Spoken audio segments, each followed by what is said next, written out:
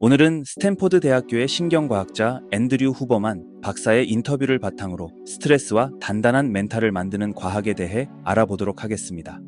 많은 사람들이 스트레스에 대해 오해하고 있는 부분이 있습니다. 흥미로운 실험 하나를 소개해 드리겠습니다. 실험용 쥐 2마리를 대상으로 한 실험에서 한쪽의 쥐는 자발적으로 러닝머신을 이용하고 다른 쪽의 쥐는 첫 번째 쥐가 달릴 때마다 강제로 달리게 만들었습니다. 이는 같은 운동이라도 자발성 여부에 따라 완전히 다른 결과를 가져올 수 있다는 것을 보여주는 중요한 실험입니다. 결과는 매우 흥미로웠습니다. 자발적으로 운동한 쥐는 혈압 감소, 심박수 개선, 혈당 조절 능력 향상 등 다양한 건강상의 이점을 보였습니다. 하지만 강제로 운동한 쥐는 오히려 반대의 결과를 보였죠. 같은 양의 운동을 했음에도 불구하고 건강 지표가 악화되는 결과가 나타났습니다. 이는 인간에게도 동일하게 적용됩니다. 스탠포드 대학교의 에이리 크룸 박사는 마인드셋과 신념에 대한 놀라운 실험을 진행했습니다. 이는 단순한 의학 효과가 아닌 실제로 우리의 신념이 생리학적 변화를 일으킬 수 있다는 것을 보여주는 실험이었습니다. 실험에서는 두 그룹에게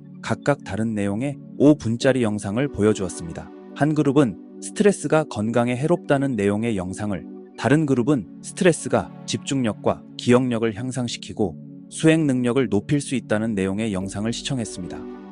놀랍게도 각 그룹은 자신들이 본 영상의 내용대로 실제 생리학적 변화를 경험했습니다. 더 놀라운 예시가 있습니다. 보스턴 마라톤 폭발 사고 이후 진행된 연구에서 현장에 있었던 사람들보다 뉴스를 90분 이상 시청한 사람들이 더 큰 스트레스 반응을 보였다고 합니다. 이는 실제 경험보다 미디어를 통한 간접 경험이 때로는 더 큰 스트레스를 유발할 수 있다는 것을 보여줍니다. 의지력에 대해서도 흥미로운 연구 결과들이 있습니다. 초기에는 로이 바우메이스터와 그의 동료들이 의지력이 제한된 자원이라는 이론을 제시했습니다. 마치 근육처럼 의지력도 사용하면 고갈된다는 것이죠. 그들은 힘든 과제를 연속으로 수행할 때 혈당이 떨어지면 의지력도 함께 감소한다는 것을 발견했습니다. 예를 들어 판사들이 혈당이 낮을 때 더 가혹한 판결을 내리는 경향이 있다는 연구 결과도 있었습니다. 이는 의지력과 결정 능력이 우리 몸의 생리학적 상태와 밀접한 관련이 있다는 것을 시사합니다. 하지만 스탠포드의 캐롤 드웩 교수는 이에 반하는 실험 결과를 보여줬습니다. 의지력이 무한하다고 믿는 사람들은 실제로 그렇게 되더라는 것입니다. 이는 우리의 신념이 실제 수행 능력에 큰 영향을 미친다는 것을 보여주는 또 다른 증거입니다. 여기서 매우 흥미로운 신경과학적 발견이 등장합니다. 전방 중간 대상피질이라는 뇌 영역이 있는데 이는 의지력과 끈기에 직접적으로 관련이 있습니다. 많은 신경과학자들도 잘 모르는 이 뇌 영역은 보상, 자율신경계 기능, 예측, 호르몬 시스템 등 다양한 영역과 연결되어 있습니다. 스탠포드의 조 케이볼 박사의 실험에 따르면 이 영역을 자극하면 사람들은 즉시 어떤 도전이 다가오고 있으며 그것을 극복할 수 있다는 느낌을 받는다고 합니다. 이는 마치 도전에 대한 앞으로 나아가는 힘의 중추와 같은 역할을 한다는 것을 보여줍니다. 대상피질의 크기 변화에 대한 연구 결과들도 매우 흥미롭습니다. 다이어트에 성공한 사람들은 대상피질의 크기가 증가했고 실패한 사람들은 감소했습니다.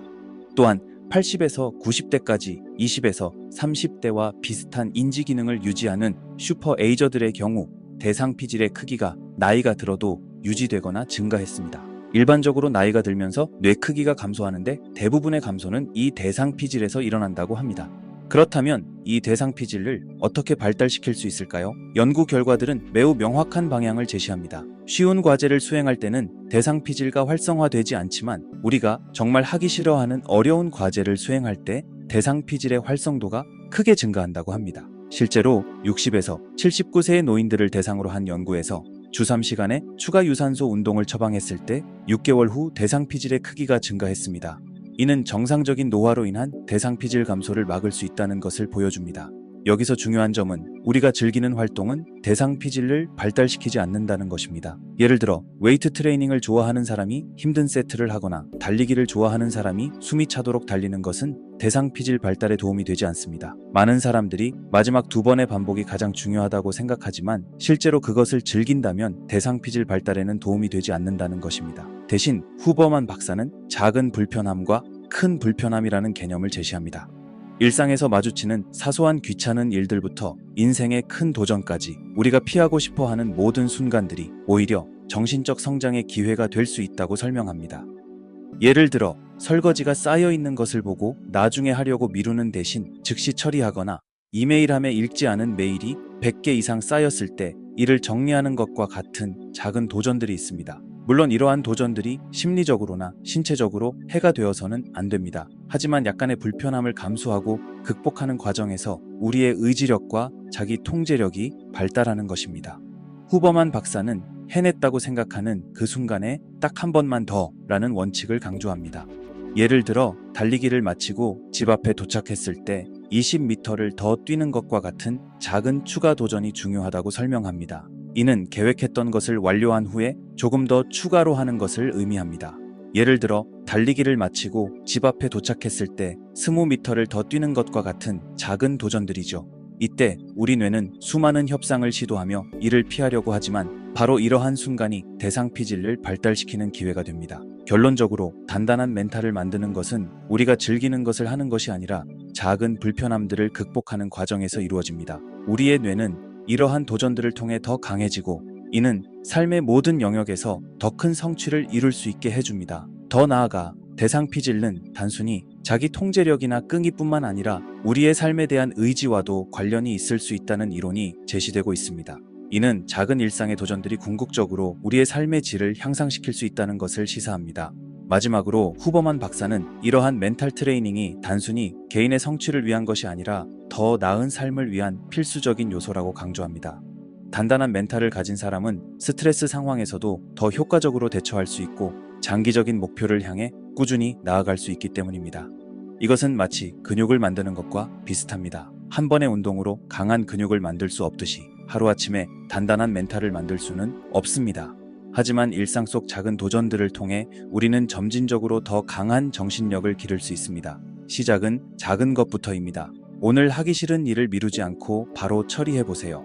익숙한 루틴에 작은 변화를 주어보세요. 이러한 작은 시도들이 모여 여러분의 멘탈을 더욱 단단하게 만들어줄 것입니다. 이상으로 앤드류 후버만 박사의 인터뷰를 바탕으로 한 단단한 멘탈을 만드는 과학적 방법에 대한 설명을 마치도록 하겠습니다. 여러분도 오늘부터 작은 도전들을 시작해보시기 바랍니다. 패러다임 시프트였습니다.